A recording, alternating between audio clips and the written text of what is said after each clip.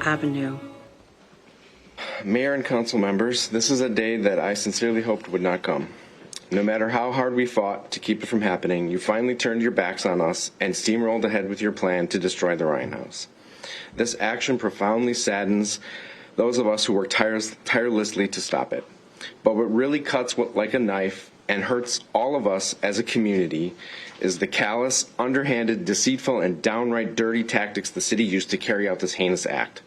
You proved to all of us, not just the Ryan House supporters, that you are more concerned about getting your way than about doing things the right way. You are more focused on winning, whatever that means in this situation, and will stoop to new lows over and over and over to get your way. Through your actions, you have severed what little trust still remained between us and City Hall. You could have followed the deed. You could have involved the Ryan family in saving parts of the house at their choosing. You could have respected the wishes of Nancy Ryan Dressel, who's right here in the audience with us today, when she notified the city in writing through an attorney of her desire to save every part of the house possible, including the Ryan family sawmill wood. The city refused to respect her wishes. Instead, you decided that you omnisciently know that the deed only meant furnishings inside the house were to be saved, and that the city had the sole authority without consulting the Ryan family to make decisions on what parts of the house were to be preserved. The Ryan family gave the city a gift, and you betrayed their generosity, honoring the family with a park my ass. They are here right now, and you ignored them. You should be ashamed of your despicable actions.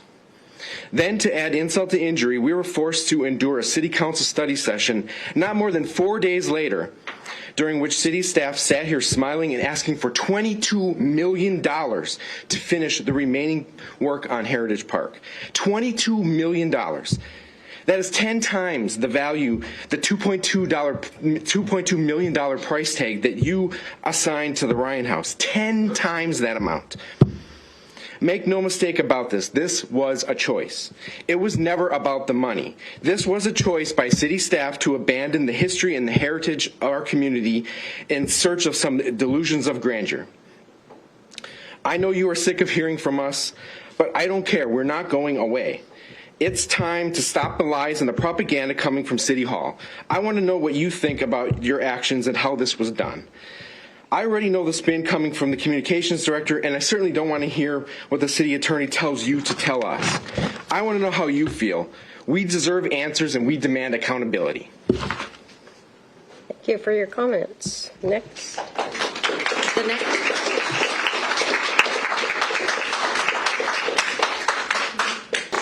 Okay, this is a business meeting, so out of respect for the meeting, please hold your applause. Nancy Dressel, Port Orchard. Hi, I'm Nancy Ryan Dressel. I am fourth generation Ryan family, and this is my granddaughter Scarlett, who is sixth generation. And together we wrote a poem, and she is going to read it to us. In the dark of night, a band of pirates designed as your friends went looking to see what they could destroy. Aha, they said, we see a house full of wonderful memories and history. But wait, said the pirates, what will the people say?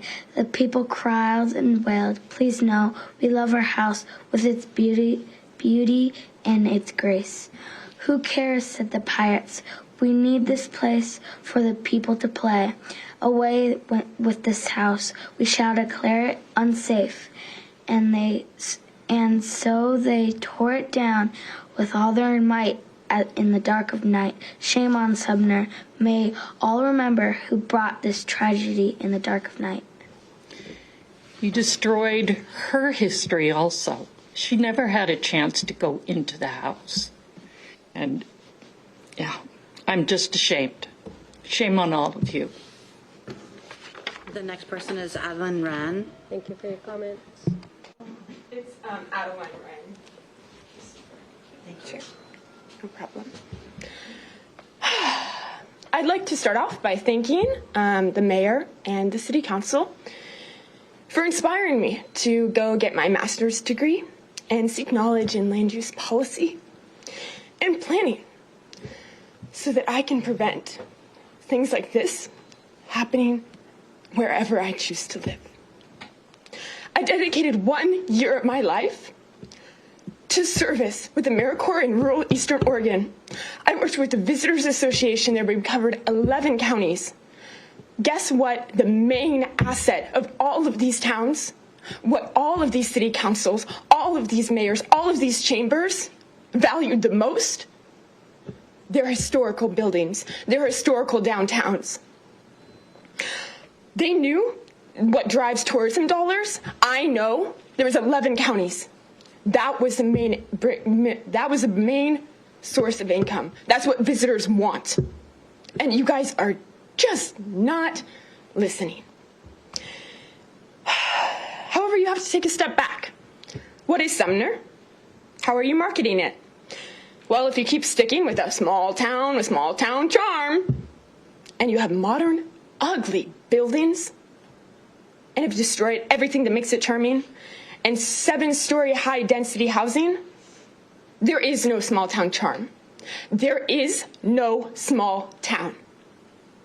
I know you don't care, and I know that nothing that I say or that people here say will ever change any city council decision, from the asphalt plant to the rezoning of my home on my great-grandfather's dairy, from agricultural to commercial light industrial, to the demolition of the Ryan House. I've seen it time and time again. I am tired. You never listen to anything except money and your own self-interest. I am the 7th generation to live in Sumner. 7th.